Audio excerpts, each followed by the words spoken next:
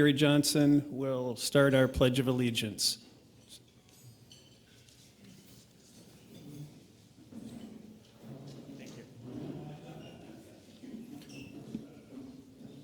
Let us pray. As we gather today in person, we give thanks for your abundance on this earth, God. As we realized during the pandemic, our animal friends mean so much to us. Thank you for the comfort animals can bring us, their calming nature and majestic beauty.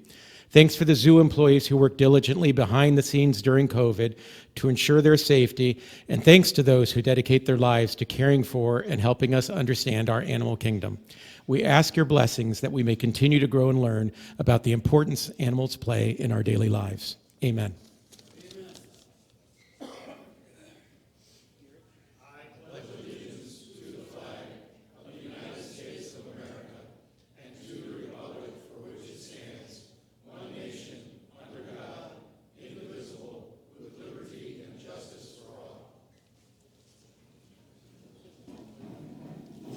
Thank you, Mike. Thank you, Gary. I would like to thank Browning Cousineau, July's monthly sponsor, and thank you, Rotarian Brent Cousineau. I'd like to welcome any guests. Does anyone have any guests they would like to introduce? If you do, please bring them to the floor mic.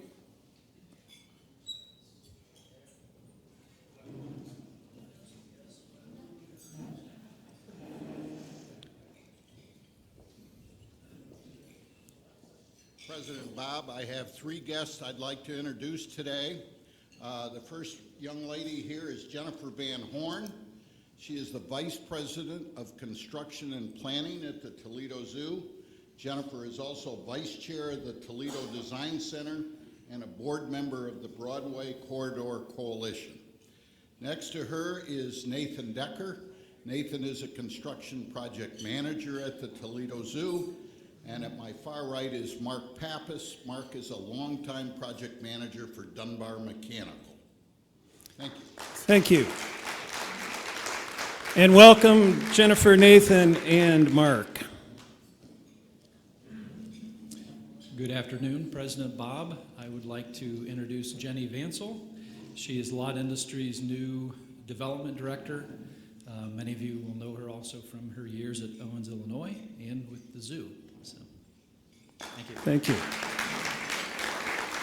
Welcome, Jenny. Okay, I always notice when I come up here I forget names, so I bring business cards to prompt me. First of all, my name's Nelson Schaefer. And then my guest for today is Haifa Hillu.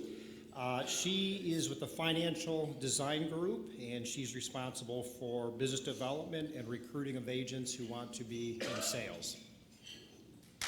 Welcome, Haifa.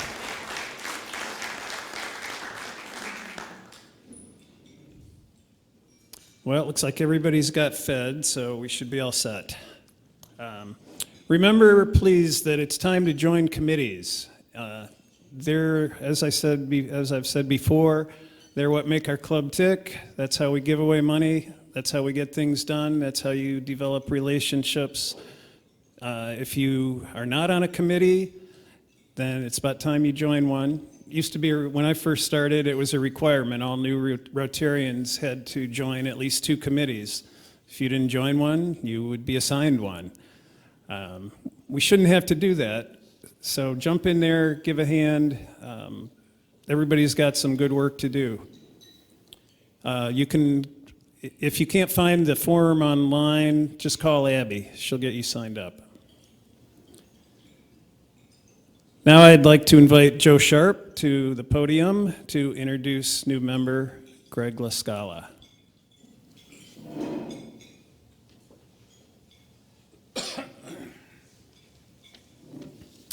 Thank you all. It's my pleasure today to introduce Greg. As a new member, he is the CEO of LaScala, a managed services provider. Greg founded his namesake company focused on providing customized and scalable IT and security solutions for organizations of all sizes. For more than 20 years, Greg worked in corporate America, assuming senior management roles in manufacturing, healthcare, and finance. He built his IT and security expertise for businesses like Lazy Boy, Capricorn Diversified Systems, and a 35-location residential rehab center. Over the last decade, Greg has spearheaded La Scala's client-first approach to business and has grown the company to 50-plus technical experts. He is a certified veteran-owned small business, and the La Scala team works 24/7 to ensure companies they support have a solid foundation for business-critical information. Greg and his team are also members of the following CMMC accreditation body and a registered practitioner. This program is designed for those who have the ability and desire to serve the Department of Defense supply chain as an advisor and to provide managed IT and security services that align with the CMMC. They're also members of National Tooling and Machining Association. Greg and his wife, Justine, have 7 children and 3 grandchildren, and his pet peeve is, I don't like making the same mistake twice. Please welcome Greg.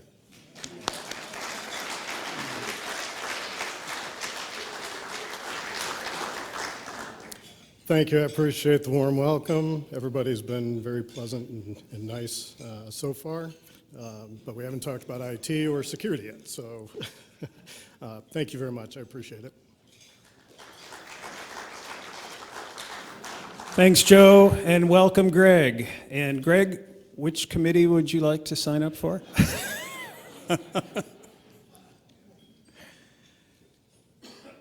Now I'd like to invite past President Dick Wolf up, and he is going to give you an update on executive directors.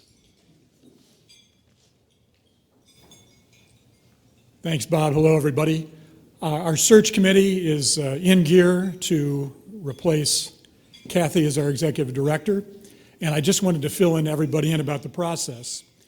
By the end of this week, we will have posted the position on several platforms that we think will be worthwhile to attract candidates. We're setting up an email. It's hr@toledorotary.org, and that will be where candidates can go to apply, get information on the position. I want to encourage any Rotarian who is interested in the position to apply. And if you know anybody outside of Rotary, we hope you'll publicize that we're looking for an executive director and encourage those people also to apply. The plan is to have applications closed by August 3rd. We'll then cull the applications that week, narrow it down, and have interviews the following week. And it is our sincere hope by Labor Day we will have a new executive director, who will obviously have to be approved by the board. Kathy has graciously agreed to stay on till the end of September to help train that person. So again, if you have any questions about it, please contact me, contact Kathy. We'll be happy to answer, and we look forward to working on this process, and we think we'll have several great candidates apply. So thank you very much.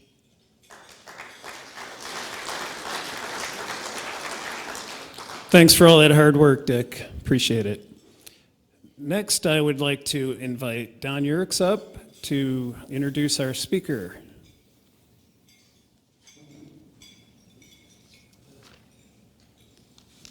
Thank you, sir. I've been a member of the Toledo Zoo for about 35 years.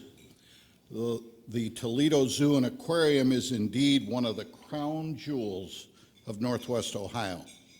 Therefore, I am very pleased to introduce today's speaker, Jeff Saylor. Jeff is the CEO and Executive Director of the Toledo Zoo and Aquarium.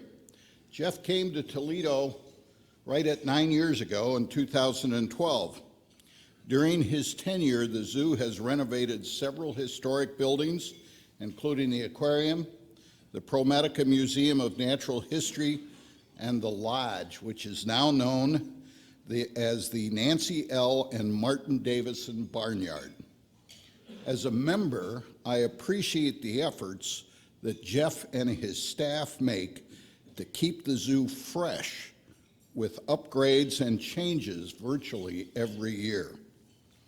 Our Toledo Zoo was voted the best zoo in the country by USA Today and has been recognized numerous times for best zoo lights display.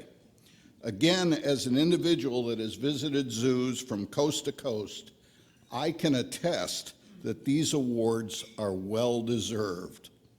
I remember the big news when the zoo hit 1 million customers or 1 million visitors in the first time in 1988. But under Jeff's leadership, the zoo now averages over 1 million visitors each and every year.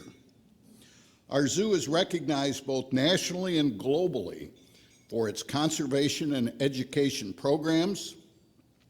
Most recently, the zoo opened a free preschool program to provide our metro region's children access to the zoo regardless of their socioeconomic status. Prior to coming to Toledo, Jeff served as the director of city zoos for the Wildlife Conservation Society in New York City. In this position, Jeff managed the Central Park Zoo, the Prospect Park Zoo, and the Queen Zoo. He had this position for 6 years. Previous to that, Jeff was the curator of birds at the Miami, Florida Zoo for 5 years. Jeff's higher education includes a bachelor's degree from Ball State University in Muncie, Indiana. He has a master's degree in zoology from the University of Mexico, University of Florida. Sorry about that. Big difference. I look forward to learning more about what Jeff and his team have in store for our zoo. Ladies and gentlemen, Jeff Saylor.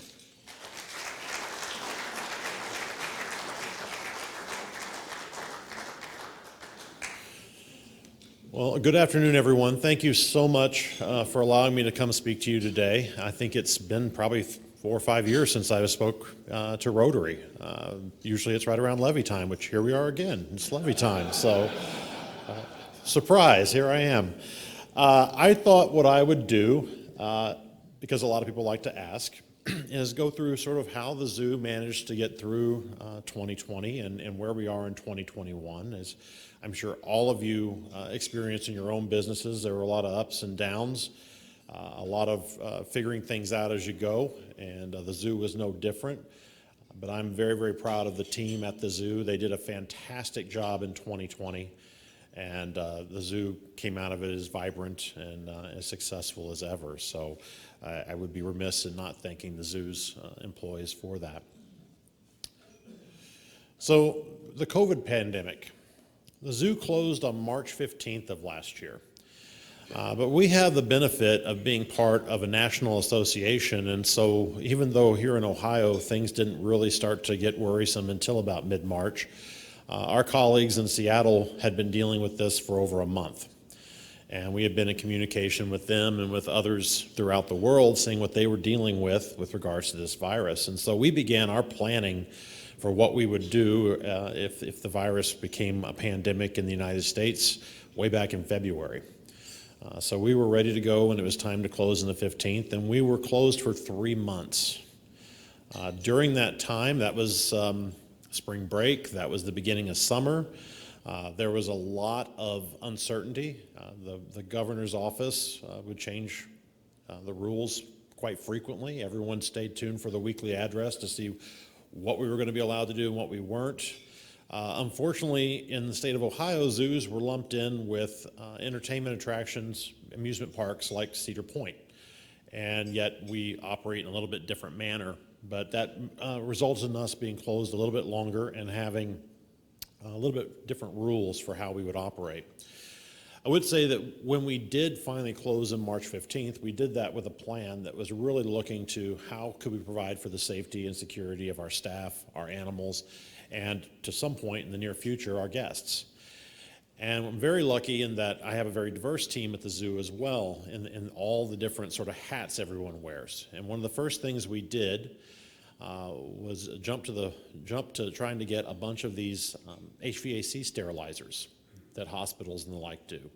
And we were a little bit ahead of the game there, and so we were able to install these ionization devices in all of our critical buildings from day one, basically, of the pandemic.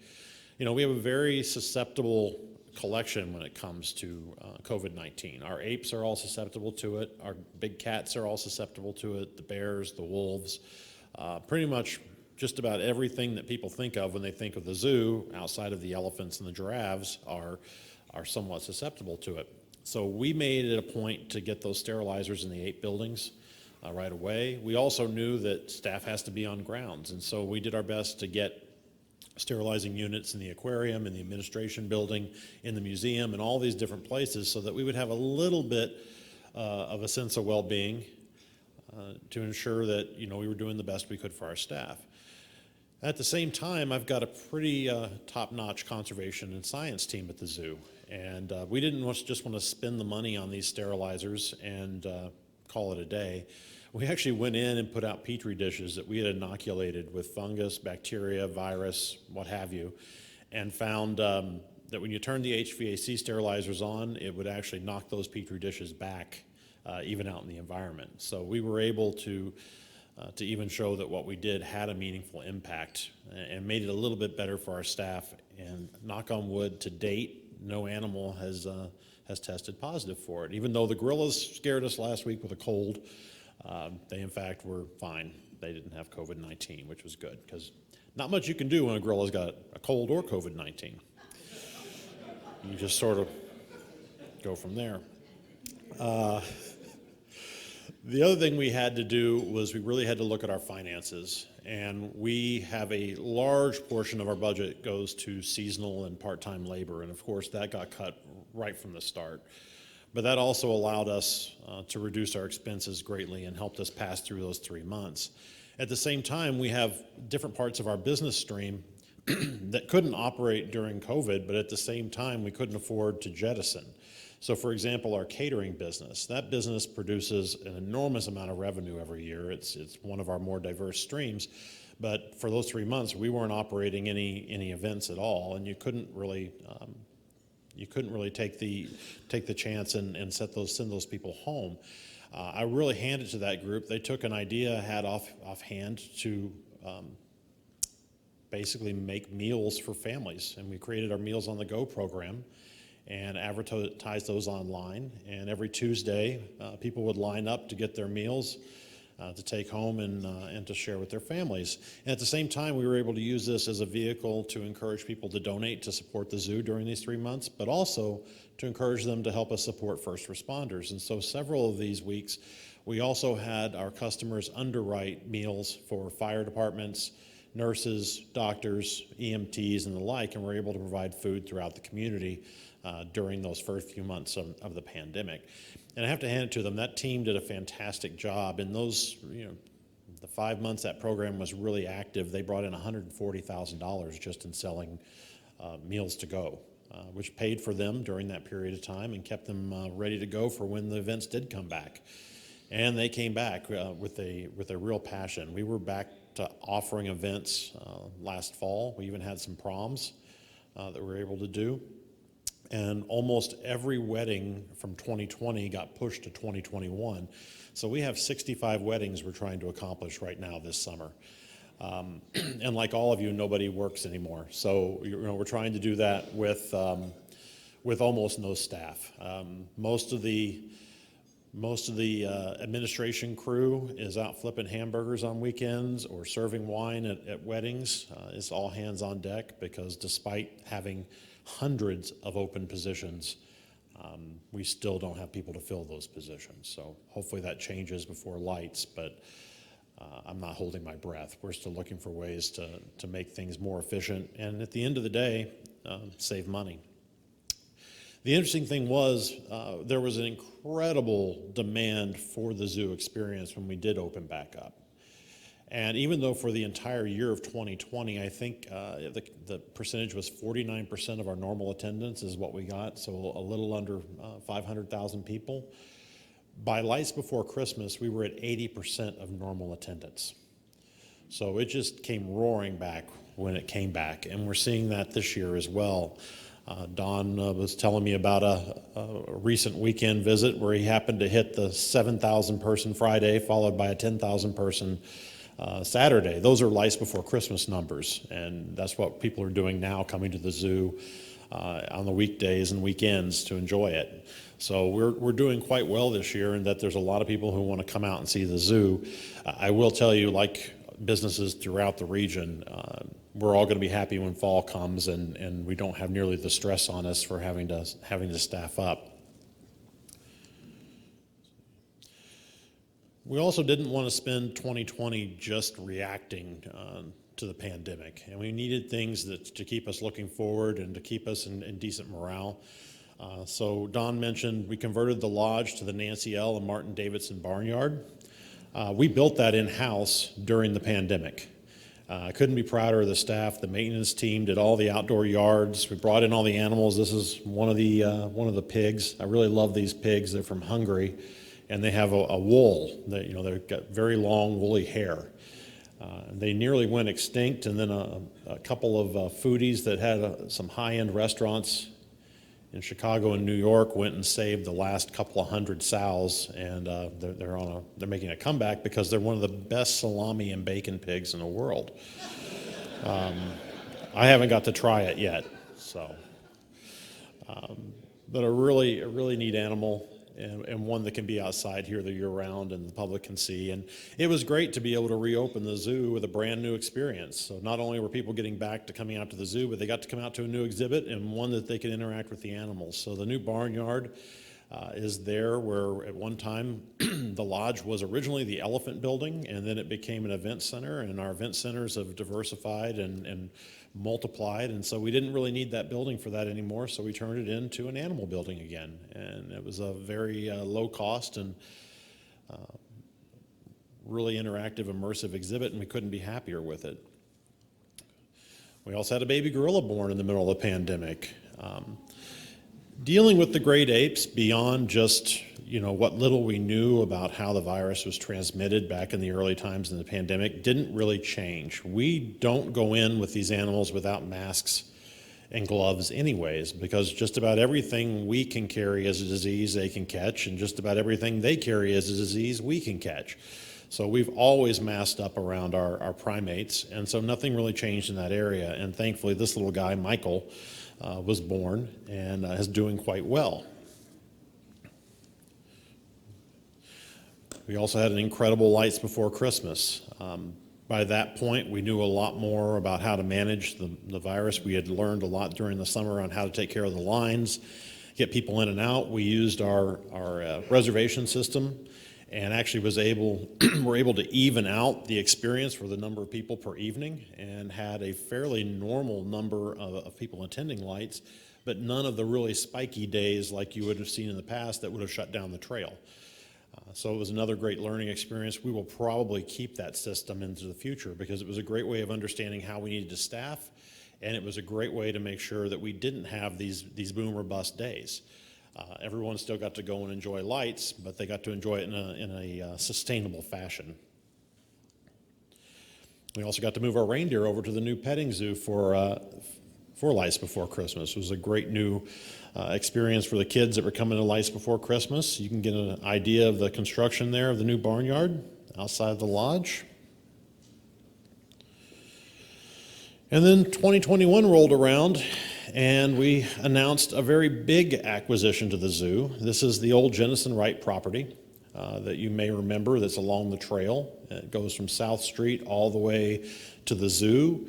The blue, green, and yellow are part of that.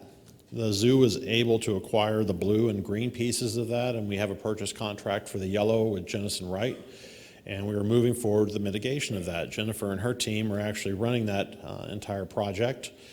It's a lot of moving parts because we're working with Ohio EPA, Norfolk Southern, the county and the city, and you name it, there's always somebody new coming out of the woodwork who's working with us on it. And that project will be done in about 2 years. And I think I put the slide in here. Yeah, so it shows you we're going to be able to turn this into a new parking lot. This was huge for me personally because we began discussing this piece of property back in 2012, 2013. Myself, I know the board at the time had discussed this property over the years, even before that. Never could figure out how to make it work. It's a brownfield, and everyone has a story about this brownfield. I believe at one point it was actually on fire, the whole thing, and was in a in a Blade article. And of course, we could never put animals on it because for two reasons. It didn't matter how much you mitigated it. The problem is zoo animals almost invariably die of cancer anyways because they get to such advanced ages. And the problem is if you put any of them on something that had been a brownfield, whether you had mitigated or not, everyone would have immediately thought, oh, they caught cancer from the brownfield. So there was just no way that was going to work. And finally got the idea that we would just flip the model we had now and turn this into a parking lot. And that would then allow us in the future to develop the parking lot that's on the north side of Anthony Wayne Trail and allow us to put new exhibits there and sort of break this idea that we're a landlocked facility. So we're moving forward with converting this into a parking lot. It'll be great for the community in the short term, and that anytime we have an event like Jeep Fest, we'll have this parking lot there that you can go use. Once we get the tunnel put in underneath the railroad tracks and connect it to a new entrance to the historic zoo, we can look at developing our current parking lot. But this acquisition was thinking of the zoo's future 20, 30 years down the road. It was needing to get this piece of property secured, needing to get it cleaned up, making Toledo look nicer, but also putting us in a position where we have a lot of opportunity in the future, beyond even my tenure at the zoo, where it'll allow us to do great new things and continue to be fresh and continue to bring people in from farther and farther away. So stay tuned. This has been a big effort, and it's going to continue to be a big effort until it's actually done. Oh, a blank slide. There we go. And then we also had these little guys born in 2021. This is the first tiger births in about 10 years. In fact, the mother tiger was born at the zoo about a year before I arrived, and her mother was born at the zoo sometime before that. So this is the fourth generation of this line to live at the Toledo Zoo. We were really worried she was too old to breed. She finally got a recommendation from our National Association, and we brought a male in from a zoo in Grand Rapids, and he was about 3 years old, much, much bigger than her, and had absolutely no idea what to do. And at the same time, putting two tigers together is not something you want to do lightly. It's not like you can get in there with your dogs and knock them over the nose with a newspaper if they don't like each other. And they're kind of equipped to do some major damage if they don't like each other. Now, in our situation, it was a little bit of benefit that he was younger and naive because he was also bigger and stronger. And when we put the two of them together, Talia, the female, she really was quite willing, and then got offended that he didn't know what he was going to do, and she proceeded to box him a few times, and then cornered him in the bedroom one day, and we had to separate them. But about 6 months in, he figured out what was necessary, and these little guys came along earlier this spring. And so it's a great accomplishment. There are very few zoos that still have the staff that knows how to put these animals together and can do it in a way that's successful. A lot of that is just having the foresight and the nerve to know that it's going to be a pretty spectacular introduction, and you've got to be ready to kind of internalize a little of that and understand that a little of that's going to go on. And it's quite scary with the roaring and the spitting and the what have you. But once the two cats know what's going on, it moves pretty smoothly. So I couldn't be prouder of the team for that as well. And then I'd be remiss in saying that we also wanted to take the time that we had during 2020 and early 2021 to really reassess reevaluate where the zoo was in relation to the community as a whole. Because while we have a mission, we're a mission-centered organization, we have a lot of things that we need to do to meet that mission. We also understand our place in the community.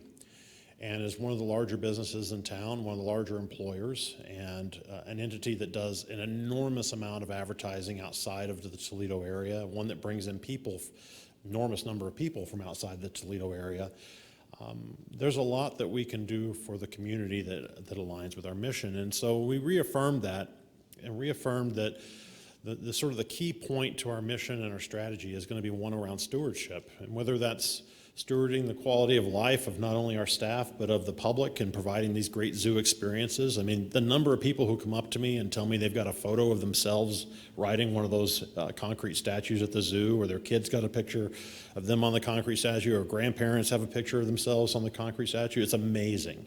Or, you know, Don at 35 years a member, that puts you right in about median for the number of years. I run into people all the time, not even just here. I ran into an 85-year-old man from Bellefontaine, Ohio, who mentioned that he'd been a member of the zoo for over 60 years, and he hasn't been here since 1980. That shows the love for this community and the fact that people do think this adds to their quality of life, and we're looking at continuing that stewardship of that trust. But also with our zoo animals and making sure the animals are here for the public to enjoy and that their welfare is taken care of. All the work we do in the local environment, we do a lot of restoration work. That was another great product that just exploded during the pandemic, was our native plant sales and some of our landscaping work that we do around the community. We do an enormous amount with local business. You know, between our capital program, which is pretty large, we bring in and contract with a lot of businesses around town, but not just with construction. We do that with all the different products that we buy and then later sell. During the mid part of the pandemic, we were able to bring in food trucks and different restaurateurs and the like that could come into the zoo and get a kind of a captured audience to be able to sell their products to, which was great, to be able to help them not only raise their awareness to the public of their product, but also help them make a little money. And last but not least, we have this commitment to the stewardship of the cultural heritage of the zoo. You know, we have some fantastic pieces of architecture that are truly assets of Toledo. They were built during the Works Progress Administration or before. We have three buildings that are actually older than the Works Progress Administration. And we've put a huge emphasis on continuing to preserve sort of the soul of those buildings, to keep the sense, the essence of that architecture alive, and to make them relevant and usable today. So in the last 9 years, we've been able to renovate the aquarium, the historic museum, that's now the ProMedica Museum of Natural History, and that lodge. And if you haven't seen any of those or have missed one or two of them, I encourage you to come out and see them, because they're really quite fantastic exhibits. And when you look at something like the ProMedica Museum of Natural History, I'm pretty proud of that one, because we have pictures of it being built when these folks that were experiencing the Great Depression were being put back to work with the WPA. They're all out there. You can see the brick that makes up that building was all recycled from buildings downtown that had been torn down at the time. It was rock work that came out of the old Erie Canal. It was just this great community effort to build that museum. And if you think about all of the different contractors and designers and people that came together to renovate it, it's almost the exact same experience 80 years later. And we're going to have a fantastic venue for the community for hopefully another 80 years as a result. So with that in mind, we are presently raising cash right now to build a new exhibit for our brown bears. We're doing this outside of our capital levy. We're raising all this money ourselves, and we're over halfway there. We're going to break ground on this fall, and this will allow our 3 rescued brown bears to have a much larger exhibit and to have a much better experience for our guests. A lot of opportunity for children to interact safely with the bears and to learn and be educated about them. So stay tuned for that. That's going to open Memorial Day of next year. So it'll be another great new addition to the zoo. And finally, you knew I was going to get to it, we are actually going to go out for an operating levy again this year. It will be a renewal, but once again, we are reducing it.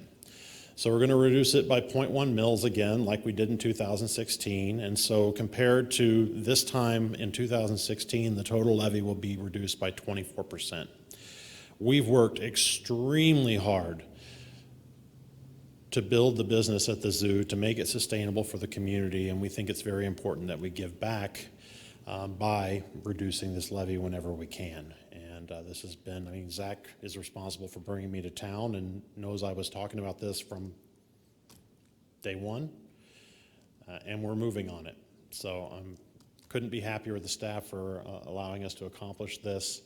At this point, once, if this passes, the community supports us, the new millage will support 15% of next year's budget, but that's projected to drop below 12 or 11% in the next levy cycle.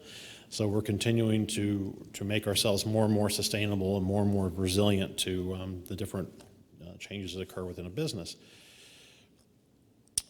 This graph is a little difficult to read because my finance people kind of did it in reverse. So where you see the shorter bars, those are more recent years, and the taller bars are farther in the past. So it's kind of the reverse of what you'd expect on a graph.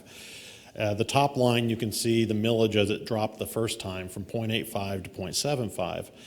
And the percentage of what the levy has made up of the zoo's expenses is that dark green line down the middle. And so you can see it's been reduced a number of ways over time. One, we reduced it as we've grown the zoo, but two, house valuations changed quite a bit after the 2008 financial crisis. And the levy at one point produced $2 million more than it presently does. Most of that disappeared via the valuation. So we were already moving in a situation where we had to account for less public support. We're just doing it now in a way to give a recognition to the community for all the years that they've supported us and our desire to once again really be a better and better business. So this new levy, I think, will reduce the taxpayer's commitment by about $3 a year. It's only about a $17 charge anyways. So it doesn't seem like a lot, but over the entire county, it actually brings in about $600,000 less. We'll be beginning our campaign very shortly, and we hope we can get the support of the community.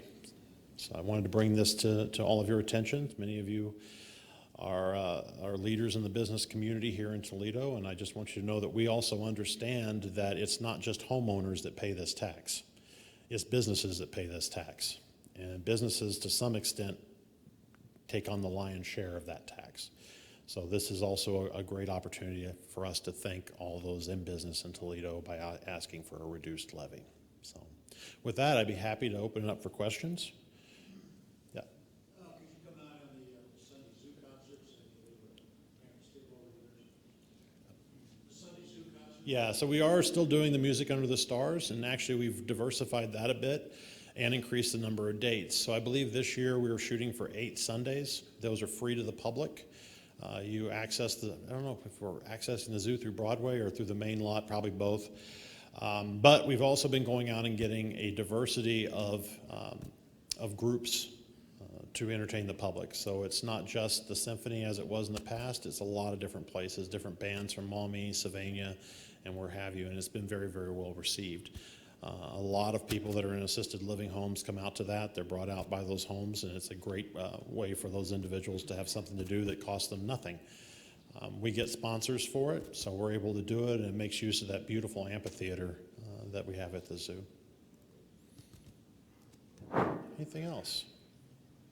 No? If you have questions for our speaker, please go to the floor microphone. Thank you.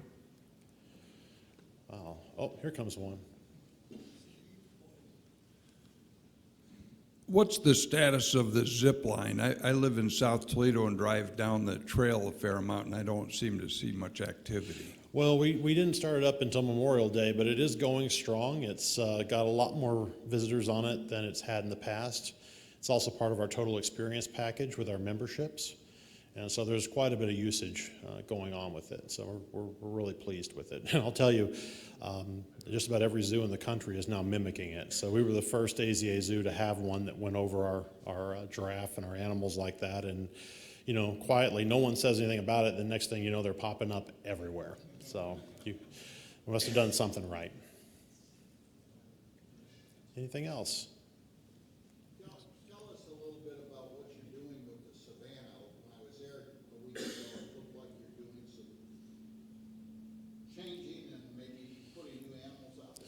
Well, that big Africa exhibit that was built, I think opened around 2005. It's a really nice exhibit. It's huge, but most of the animals out there can only be outside when it's warm. And so for a big chunk of the Toledo year, there's nothing out there. So we worked on some very aesthetic ways of dividing it up where you can't really tell there's even a division, and we'll be able to put some different animals in different sections of it. And so now, during lights, when you take the train, there'll be animals out on that exhibit that you can actually see. So we're always doing something new and always looking for a way to provide for a better experience. And the zoo continues to develop new revenue centers and new ways for the public to interact. You know, you mentioned that we average over 1 million guests a year. Over 100,000 of those guests are coming to evening events like weddings, cocktail parties, and the like. So 100,000 people are just coming to our catering business. And so there's a need to continue to adjust the experience so that there's a lot to offer there. Thank you.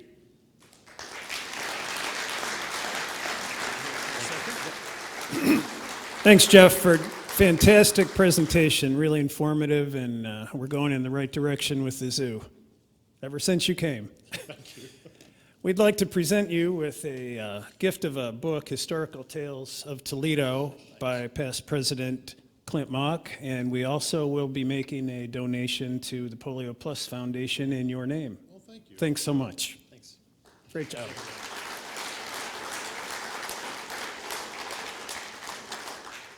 And it's that time again. And here he comes, sneaking up to the podium. He still won't sign his renewal contract, but he's holding out. Past President Chuck Mann, sorry. So did you hear the one about the 2 tigers in the zoo that, no. Well, I can't use that one, so we'll try this. A man walks out on his front porch one day and sees a gorilla in the tree on his front yard. He calls animal control, and about an hour later, a man shows up with a ladder, a pit bull, and a shotgun. The animal control employee tells the man, "I'm here to get the gorilla out of your tree. I'm going to use this ladder to climb up the tree, then I'm going to shake the branch the gorilla is standing on to knock him to the ground. The pit bull is trained to go after anything that falls from the tree and bites them in a very sensitive spot, which calms the animal down so I can put him in the truck." The man says, "Okay, I see what the ladder and pit bull are for, but what is the shotgun for?" The animal control employee says, "Oh, that's for you in case I fall out of the tree instead of the gorilla."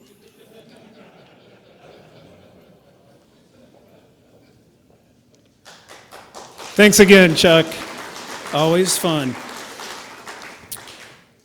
All right, next week, Monday, July 26th, our speaker will be Jason Abadili from Sunshine Communities.